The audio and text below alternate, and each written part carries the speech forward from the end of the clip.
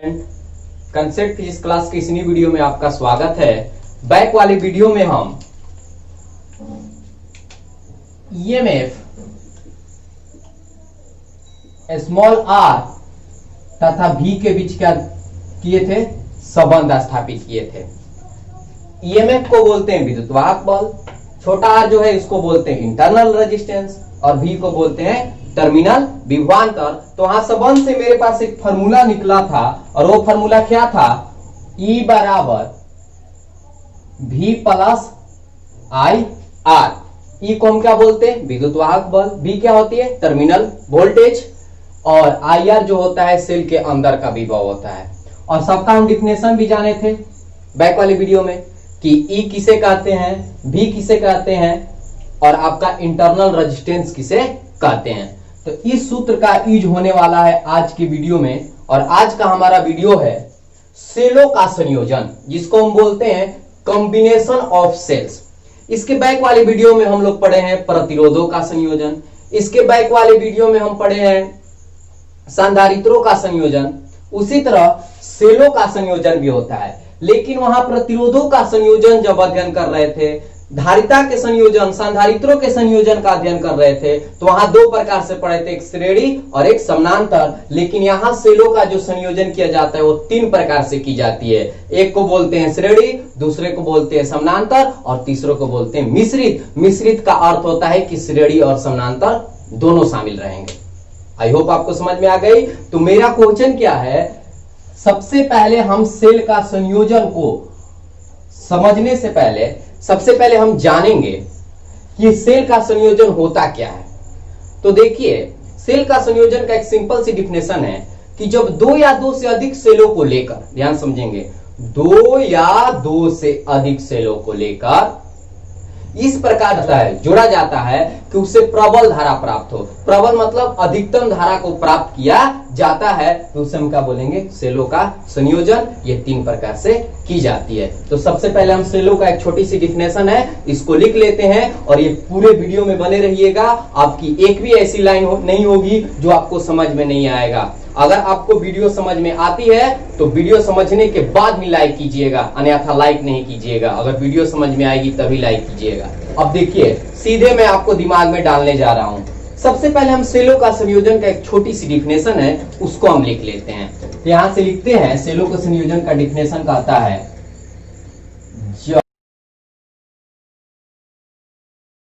देखिए क्या लिखे हैं, जब दो या दो से अधिक सेलों को लेकर इस प्रकार से जोड़ा जाता है कि उससे अधिकतम धारा प्राप्त हो, उससे हम क्या बोलते हैं, सेलों का संयोजन कहा जाता है। अब यहां से ध्यान से समझिएगा, हम लिख रहे हैं सेलों का संयोजन मुख्यतः तीन प्रकार से की जाती है। सेलों का संयोजन मुख्यतः कितने प्रकार से की जाती है, तीन प्रकार से की जाती है। पहला जो आता है आपका, पहला होता है आपका श्रेणी क्रम, जिसको हम बोलते हैं इन सीरीज कॉम्बिनेशन, यानी सेलों का श्रेणी क्रम। अब इसको हम समझ लेते हैं, तब जाकर हम दूसरा पढ़ेंगे। देखिए, श्रेणी क्रम क्या होता है कि कई सेलों को लेकर इस प्रकार से जोड़ा जाए कि पहले सेल का जो ऋण ध्रुव है दूसरे सेल के धन ध्रुव से, ध्यान समझिएगा, पहला सेल के जो निगेटिव टर्मिनल है यानी ऋण ध्रुव जो है दूसरे सेल के धन ध्रुव से, और पुनः दूसरे सेल के जो ऋण ध्रुव है तीसरे सेल के धन ध्रुव से, इस प्रकार आगे जोड़ने की प्रक्रिया क्या कहलाती है, श्रेणी क्रम संयोजन कहलाती है। तो देखिए ध्यान से, अब इसमें किस प्रकार हम जोड़ते हैं, जैसे यहां से हम अब आपको फिगर के अनुसार बनाकर समझा रहे हैं। जैसे मेरे पास ये सेल है, ध्यान समझेंगे, तीन सेल लेकर बना रहे हैं, तीन से लेकर बना रहे हैं। इसी तरह हम अनंत पर बनाएंगे, जिस तरह हम रेजिस्टेंस में पढ़े हैं, जिस तरह हम धारिता में पढ़े हैं। बात समझ में आ रही है। देखिए, तीन सेल ले लिए, ये एक सेल हो गया, ये आपका दूसरा सेल हो गया और ये आपका तीसरा सेल हो गया। और हम जानते हैं कि सेल के अंदर एक रेजिस्टेंस होता है जिसे हम क्या बोलते हैं, इंटरनल रेजिस्टेंस। तो सबका एक इंटरनल रेजिस्टेंस होगा ऐसे, ये आपका इंटरनल रेजिस्टेंस हो गया। ध्यान से समझेंगे क्वेश्चन को, पकड़ में आ रहा है। और ये आपका जो है पॉजिटिव या निगेटिव, पॉजिटिव या निगेटिव, पॉजिटिव या निगेटिव, ठीक है। और यहां ऐसे वायर निकली, देखिए ध्यान समझिएगा, 3 से लेकर बना रहा है। तो हम डिफिनेशन क्या किए कि कई सेलों को, डिफिनेशन हम क्या दिए कि कई सेलों को लेकर हमें इस प्रकार से जोड़ना है कि पहला सेल का ऋण दूसरे सेल के धन से और दूसरा का ऋण तीसरे के धन से, इसी तरह चौथा रहेगा तो तीसरा का ऋण चौथा का धन हो जाएगा। बात समझ में आ गई। और ये इंटरनल रेजिस्टेंस सबका लगा हुआ है। मैं मान लिया कि ये जो सेल है वो क्या है, विद्युत वाहक बल इसका E1 है, इसी तरह ये E2 है और ये क्या है, E3 है। बात समझिएगा।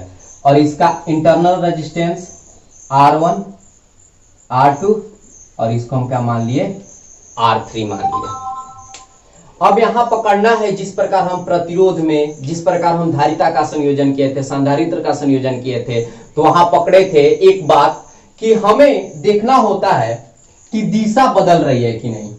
तो यहां जो है देखिएगा कि दिशा नहीं बदल रही है, दिशा एक ही तरफ है ना। तो जब दिशा नहीं बदलती है तो हम लोग जानते हैं कि धारा का मान नहीं बदलेगा। जब दिशा बदलती है तो धारा का मान बदलता है।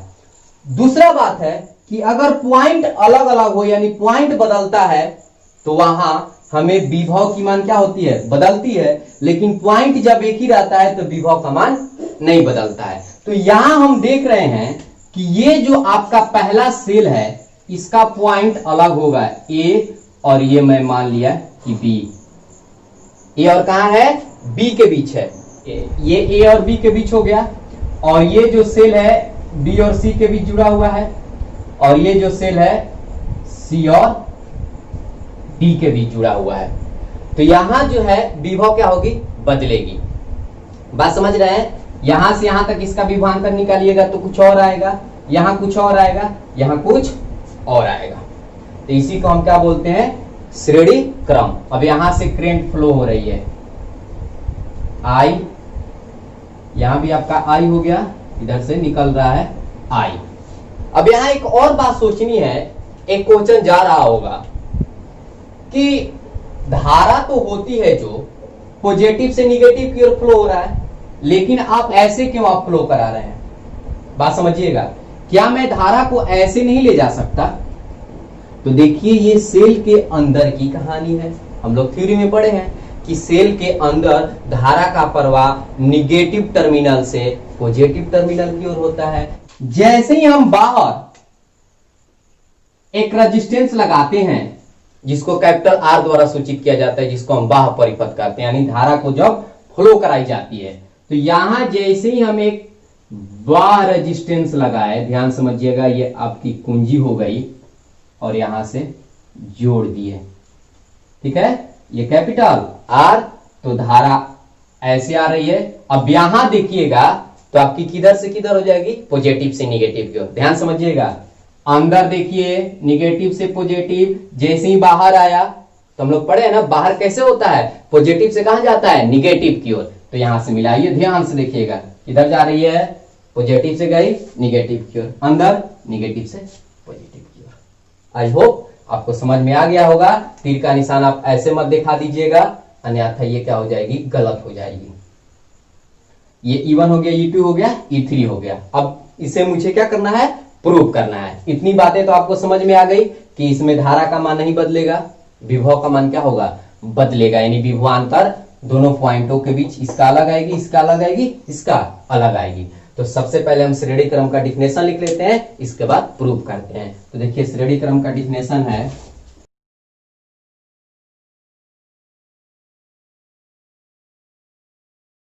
ध्यान से समझेंगे।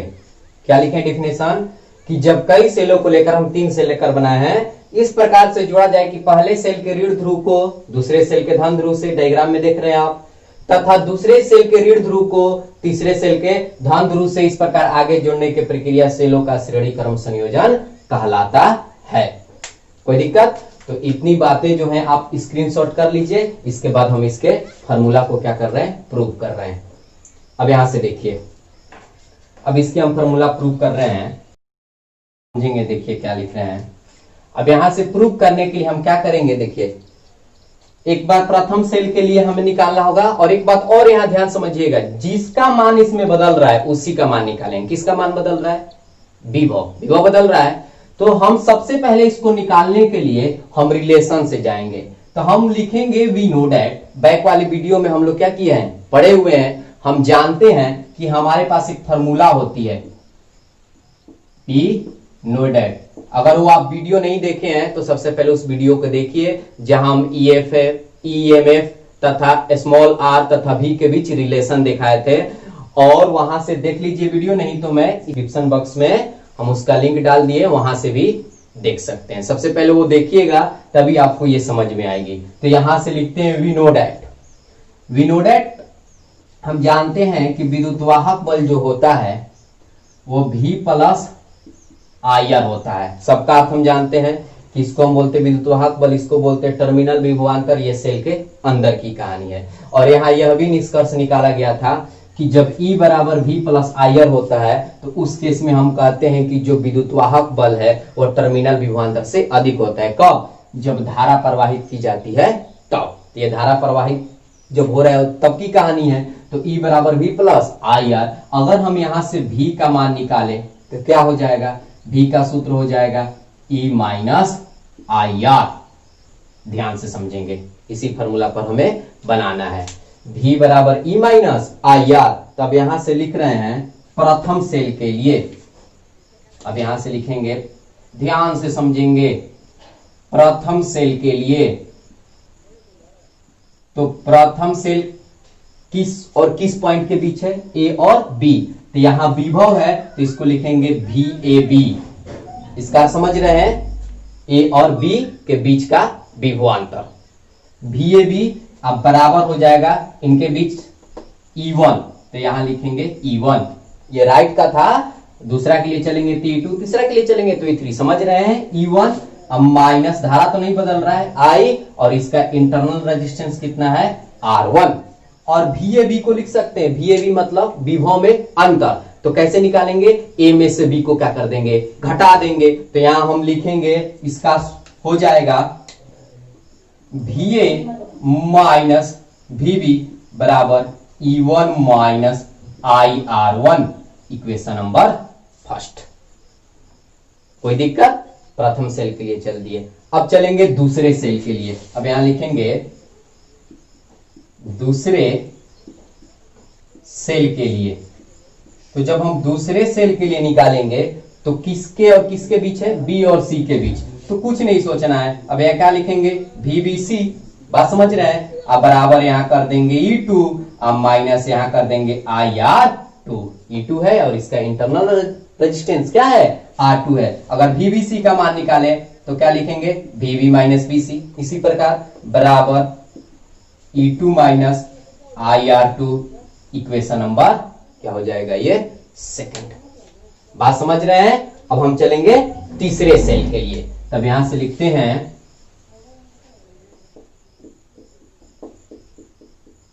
तीसरे सेल के लिए। तो तीसरे सेल के लिए आपका क्या हो जाएगा? किसके और किसके बीच है? C और D के बीच। तो यहां से लिखेंगे VCD। अब बराबर आपका हो जाएगा E3 माइनस IR3। इसका इंटरनल रेजिस्टेंस क्या है? R3 है। बात समझ रहे हैं? VCD कैसे निकालेंगे?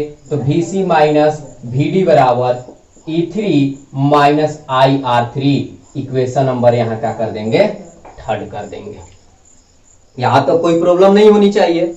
अब क्या करेंगे कि इसका हम एक तुल्य सर्किट बनाएंगे, जिस प्रकार हम रेजिस्टेंस में बना रहे थे, जिस प्रकार हम संधारित्र में बना रहे थे।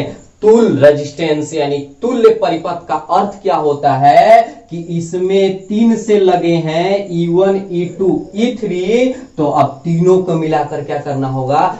एक से लगाना होगा। यानी कहने का अर्थ है कि कोई काम को मिलकर पहले 3 बंदा कर रहे थे, यानी 3 आदमी कर रहे थे, तब उसी काम को एक आदमी करेगा। बात समझ रहे हैं? तो उसी को बोलते हैं हम तुल्य। तब इसका हम तुल्य सर्किट यहां एक बनाएंगे। और तुल्य सर्किट किस प्रकार होगा कि जैसे ये आपकी सेल हो गई, ये पॉजिटिव ये निगेटिव, और यहां एक इंटरनल रेजिस्टेंस लगा हुआ है। अब यहां से धारा जा रही है आई।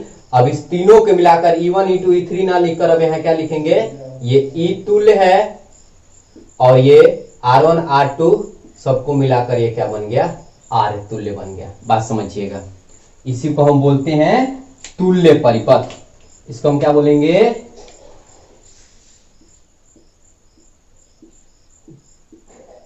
तुल्य परिपथ।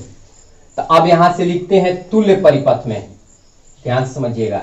और एक बात और है कि यहां से यहां तक कितने पॉइंट आ रहे हैं, ए बी सी डी, लेकिन अब यहां क्या हो जाएगा, ए से लेकर लास्ट तक, यानी ए से लेकर कहां तक जाएंगे, डी तक जाएंगे। बात समझ रहे हैं? तब यहां लिखेंगे तुल्य परिपथ में, तुल्य परिपथ में विभव में अंतर, यानी ऐसे लिखेंगे भी ए डी। अब बराबर यहां ई तुल्य माइनस आई तो बदलने वाला है नहीं, यहां लिखेंगे आर तुल्य।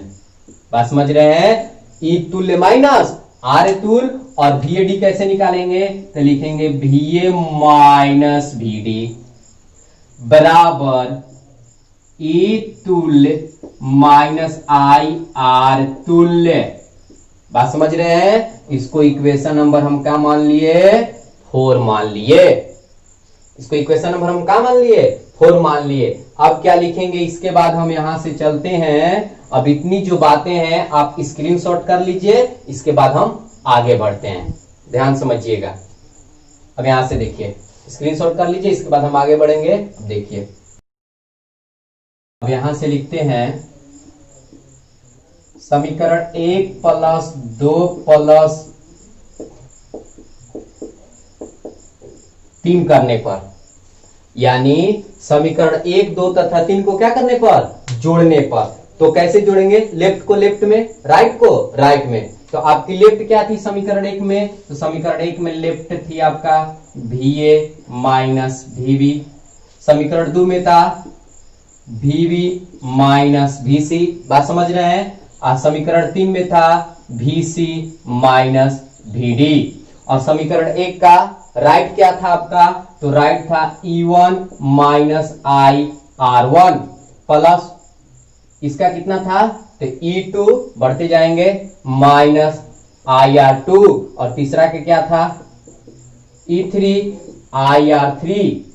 कोई दिक्कत? अब यहां से देखिए, ये प्लस ये minus cancel, minus plus cancel, minus plus cancel, खत्म। अब बचा कितना, तो बचा आपका VA माइनस VD बराबर हम E1 E2 E3 को एक जगह लिख दिए। और इसमें देखिएगा E1 E2 E3 को हम एक जगह लिख दिए। बात समझ में आ रही है? और IR1 IR2 IR3 में मैं I को क्या कर लिया, कॉमन कर लिया। तो यहां बचेगी R1 plus R2 plus R3। बात समझ रहे हैं? सब माइनस है, हल कीजिएगा तो सब माइनस में आ जाएंगे। Plus minus minus plus minus minus plus minus minus. अब इसको हम इक्वेशन नंबर क्या मान लेंगे, 5। हम इसको इक्वेशन नंबर क्या मान लेंगे, 5। अब यहां से ध्यान से देखिए, लिख रहे हैं समीकरण 4 तथा 5 से, यानी समीकरण 4 तथा 5 से हमें क्या करने पर, तुलना करने पर। देखिए इसकी भी लेफ्ट हैंड साइड, इसकी भी लेफ्ट हैंड साइड क्या है, बराबर है।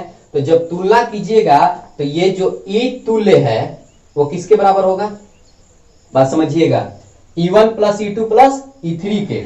और ये जो R तुल्य है वो किसके बराबर होगा, R1 plus R2 plus R3 के, क्योंकि I और I तो कैंसिल हो जाएंगे। बात समझ रहे हैं?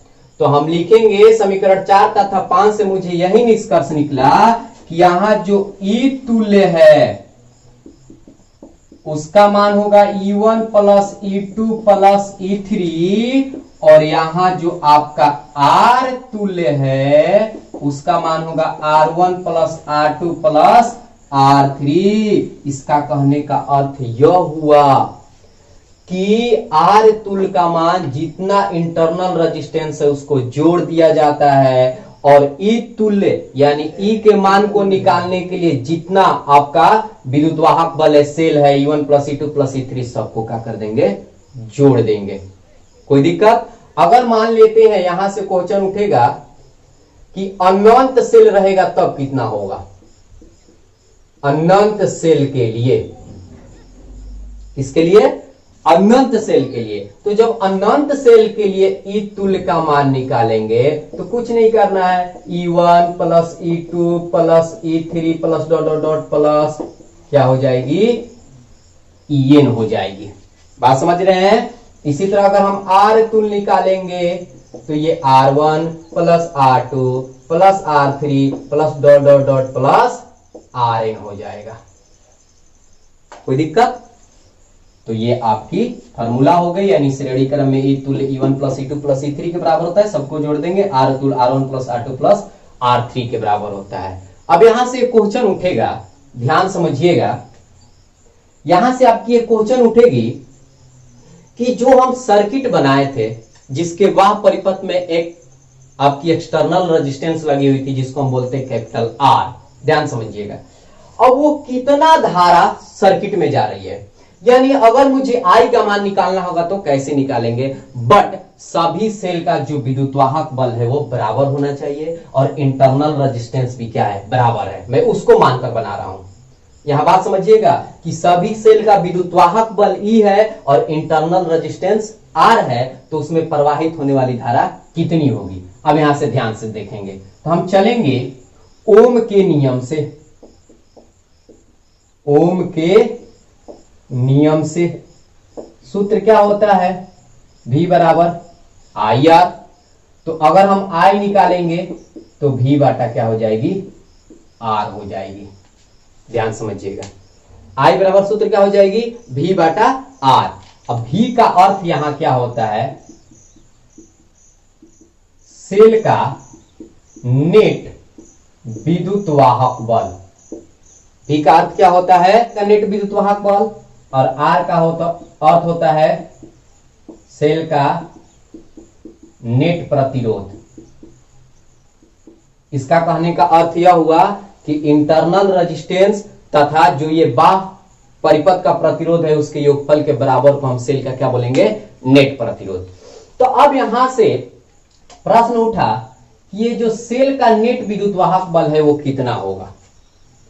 हम N सेल लेकर बना रहे हैं, मान लेते हैं हमारे पास N सेल है, N सेल मतलब अनंत सेल है, तो उसका अगर हम विद्युत वाहक बल निकालेंगे और एक सेल का विद्युत वाहक बल E है और दूसरा सेल का भी विद्युत वाहक बल E है, ध्यान समझिएगा, सभी सेल का विद्युत वाहक बल E के बराबर है, तब N सेल का विद्युत वाहक बल क्या होगा। अब जैसे मान लेते हैं जब हम E तुल्य की बात जब आई थी तो E तुल्य हमारे पास क्या आ रहा था, E1 plus E2 plus E3, इसी तरह plus E4 dot dot En तक। बात समझिएगा, लेकिन कह रहा है कि सबका वैल्यू E है, यानी सबका वैल्यू E के क्या है, बराबर है। इस बात को यहां गहराई समझिएगा।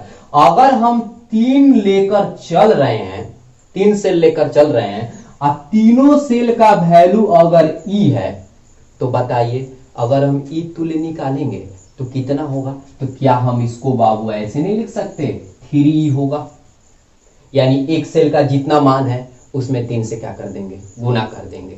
तो इसी तरह जब N से लीजिएगा और एक सेल का विद्युत वाहक बल E है और सबका मान इसी के बराबर है, तो नेट विद्युत वाहक बल भी जो है वो N के ही ना बराबर आएगा।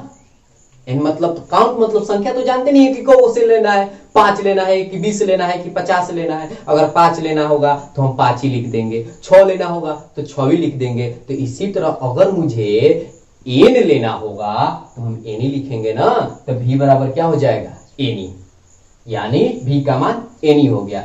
और R जो है सेल का नेट प्रतिरोध कह रहा है, तो तो हम इंटरनल रेजिस्टेंस मान रहे हैं कि सबका आर है। जैसे यहां हमारे पास आया था कि आर तुल्य जो है वो किसके बराबर है, ध्यान समझिएगा, R1 plus R2 plus R3 dot dot dot dot plus कहां तक गए थे, Rn तक गए थे। यही कहानी है। तो इसका भी अगर R है, इसका भी अगर R है, इसका भी अगर R है और 3 गो के लेकर बना रहे हैं तो हमारा आंसर कितना आएगा, 3R आएगा ना। एक R के वैल्यू में 3 से क्या कर देंगे, गुना कर देंगे। तो उसी तरह जब n लेंगे तो यहां क्या आएगा, यहां आएगा NR, यानी n सेल के लिए इंटरनल रेजिस्टेंस कितनी आएगी, NR आएगी। गहराई से समझिएगा इस बात को। अब ये कितना हो जाएगा, और ये कह रहा है कि नेट प्रतिरोध, तो इसमें जो वाह प्रतिरोध है उसको क्या करना होगा, जोड़ना होगा। तो वाह प्रतिरोध का मान कितना माने थे फिगर में, कैपिटल R, यानी जो सेल का नेट प्रतिरोध है, यहां से नेट लगा देते हैं, R टोटल, R टोटल लिख दिए यहां। तो कितनी होगी, R टोटल का जो मान है वो NR प्लस R के क्या आएगा, बराबर आएगा। तो अगर अब हम I निकालते हैं तो I का सूत्र क्या हो जाएगी, V। तो V का सूत्र क्या हो जाएगा, NE अब बाटा में NR प्लस कैपिटल R हो जाएगी। कोई दिक्कत? तो ये जो श्रेणी क्रम है उसमें प्रवाही धारा का सूत्र क्या होगा, I बराबर NE बाटा NR प्लस R। कोई दिक्कत? तो इतनी बातें आप स्क्रीनशॉट कर लीजिए। अब यहां से 2 रीजन हम निकाल रहे हैं, उस रीजन को भी हम समझ लेंगे, तब जाकर हम इन पैरेलल कॉम्बिनेशन में जाएंगे, यानी सेलों का समानांतर क्रम में जाएंगे। तो इतनी बातें आप स्क्रीनशॉट कर लीजिए। इसके बाद हम इधर से आगे बढ़ते हैं। हमारे पास I का सूत्र आया है NE बाटा NR प्लस R। अब यहां से केस नंबर फर्स्ट का रीजन देखिए क्या उठता है, ध्यान समझिएगा। केस नंबर फर्स्ट कह रहा है कि जब सेल का जो इंटरनल रेजिस्टेंस है, यानी जो R है, ध्यान समझिएगा, वह बाह्य प्रतिरोध के अपेक्षा जब नगण्य है, नगण्य मतलब ना के बराबर, यानी कहने का अर्थ है कि उसमें जो कैपिटल R है वो बहुत अधिक बड़ा है स्मॉल r से। तो उस स्थिति में I का मान कितना होगा। जैसे यहां से रीजन उठा कि जो कैपिटल R है वो बहुत बहुत बड़ा होता है स्मॉल r से। जब कैपिटल R बहुत बहुत बड़ा हो जाएगा स्मॉल r से, तो बैक वाले वीडियो में पढ़े हैं कि जो नगण्य होता है तो उसका वैल्यू ना के बराबर मान लिया जाता है, यानी उसकी वैल्यू जो होती है वो 0 के बराबर होती है। यानी यहां छोटा r का मान किसके बराबर होगा, 0 के बराबर। तो I का जो सूत्र है वो कितनी हो जाएगी, NE बाटा कैपिटल R। NE बाटा कैपिटल R होगा क्योंकि यहां तो 0 हो जाएगी। तो हम इसको ऐसे भी लिख सकते हैं NE बाटा R। अब इस इक्वेशन का अर्थ क्या हुआ, ध्यान समझिएगा। इस इक्वेशन का अर्थ क्या हुआ, ये कब का इक्वेशन है, ध्यान समझिएगा, जब कैपिटल R बड़ा होता है स्मॉल r से। तो जब कैपिटल R बड़ा होगा स्मॉल r से, तो हमारे पास n सेल का अगर परिपथ है, ध्यान समझिएगा, n सेल मतलब बहुत सारे सेल जुटे हुए हैं, n सेल का अगर मेरे पास परिपथ है और एक सेल जितना धारा दे रहा है उसके n गुना के क्या होगा, ये बराबर होगा। यानी जो मुझे धारा प्राप्त हुई एक सेल के n गुना के क्या होगा, बराबर होगा। अगर मान लेते हैं हमारे पास 5 सेल है और एक सेल से जो धारा प्रवाहित हो रही है 5 एम्पियर, तो धारा कितना प्रवाहित होगी, सबको मिलाकर 25 एम्पियर। ध्यान समझिएगा। तो इस केस में हम सेलों को श्रेणी क्रम में क्या करते हैं, जोड़ते हैं। यहां ये भी आंसर आ गया कि हम सेल को कब श्रेणी क्रम में जोड़ेंगे। तो सेल को श्रेणी क्रम में जोड़ने पर तभी आप लाभदायक होंगे, तभी आपको लाभ मिलेगी जब उसका इंटरनल जो रेजिस्टेंस है उसके बाद जो प्रतिरोध है उससे काफी छोटा हो, यानी नगण्य हो, ना के बराबर हो। अब यहां देखिए दूसरा रीजन क्या उठता है, यहां दूसरा रीजन उठा केस नंबर 2 ध्यान से समझेंगे।